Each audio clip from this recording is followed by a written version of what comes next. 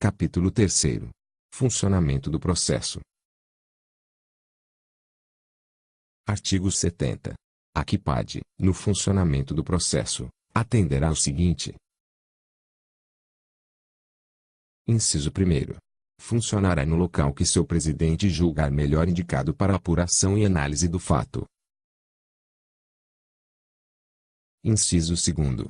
Examinará e emitirá seu parecer, no prazo de 40 dias, o qual, somente por motivos excepcionais, poderá ser prorrogado pela autoridade convocante, por até 20 dias. Inciso 3º.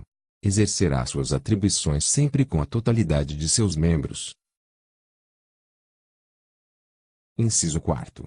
Marcará, preliminarmente, a reunião de instalação no prazo de 10 dias, a contar da data de publicação da portaria, por meio de seu presidente, o qual notificará o militar da acusação que lhe é feita, da data, hora e local da reunião, com até 48 horas de antecedência, fornecendo-lhe cópia da portaria e dos documentos que acompanham. Inciso 5º. A reunião de instalação terá a seguinte ordem. Alínea A. O presidente da comissão prestará o compromisso, em voz alta, de pé e descoberto, com as seguintes palavras: prometo examinar, cuidadosamente, os fatos que me forem submetidos e opinar sobre eles, com imparcialidade e justiça, ao que, em idêntica postura, cada um dos outros membros confirmará, assim o prometo. Alínea B. O escrivão autuará todos os documentos apresentados, inclusive os oferecidos pelo acusado. Alínea C. Será juntada aos autos a respectiva procuração concedida ao defensor constituído pelo acusado. Inciso 6º. As razões escritas de defesa deverão ser apresentadas pelo acusado ou seu procurador legalmente constituído, no prazo de 5 dias úteis, no final da instrução.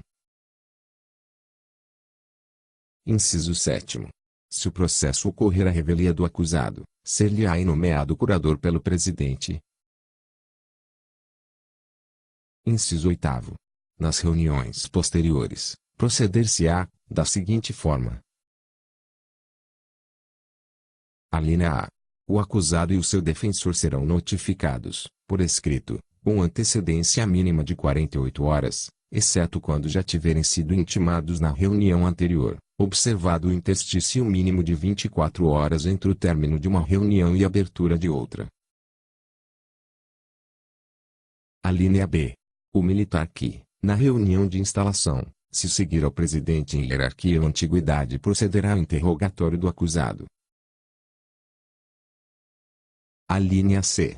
Ao acusado é assegurado, após o interrogatório, prazo de 5 dias úteis para oferecer sua defesa prévia e o rol de testemunhas.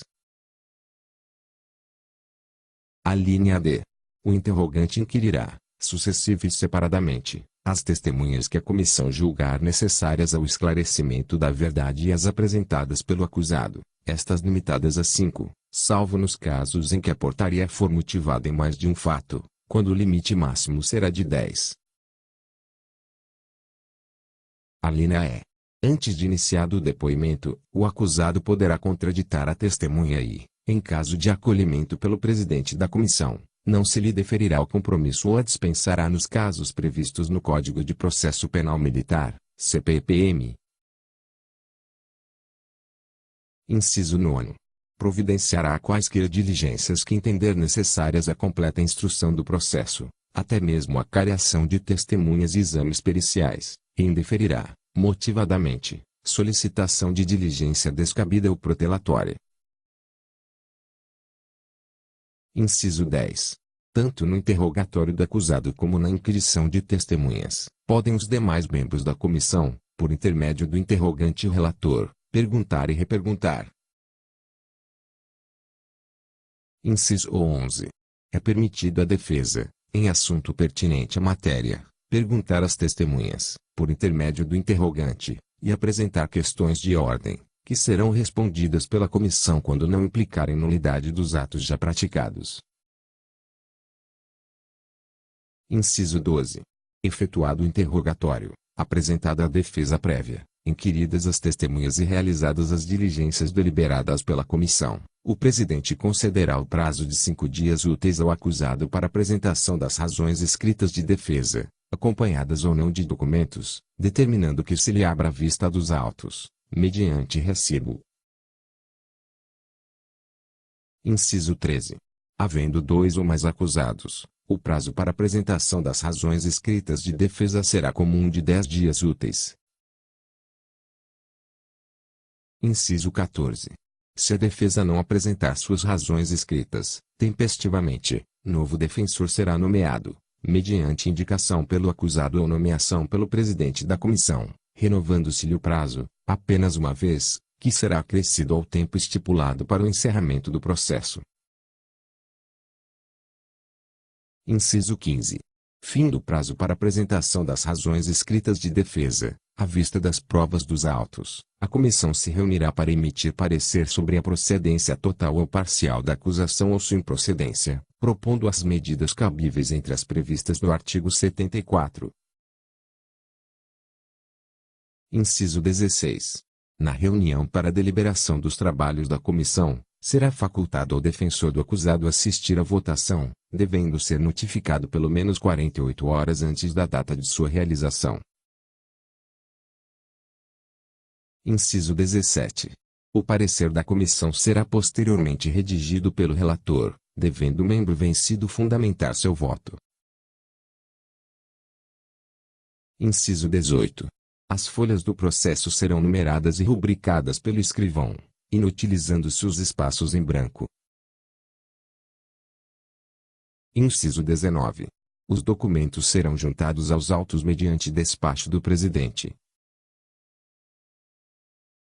Inciso 20.